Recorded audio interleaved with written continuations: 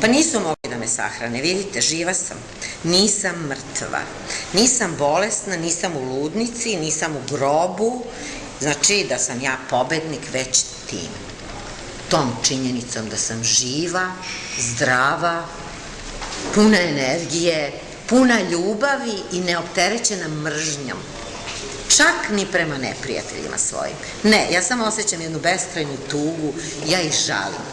To su stvarno mizerije. Mizerije koje ja žalim. Šta su uradili od moga života? Ali ne mrzim, samo žalim. Tako, moje srce pevalo uvek. Razumete, ja sam pevala za moje prijatelje.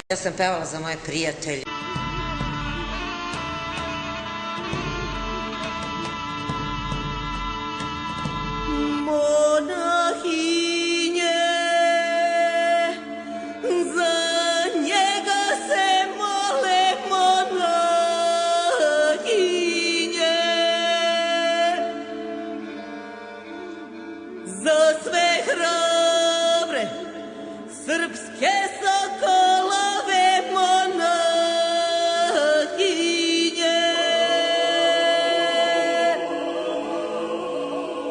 a on ide i slobodi peva, on ide i za njim Romanija cela iza njime.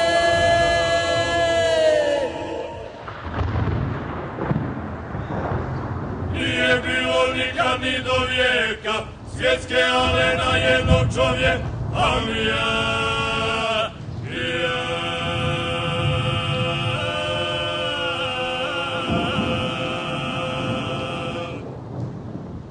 Svezana vuka predvodnika, svaka ovca prkosnog, ali ja.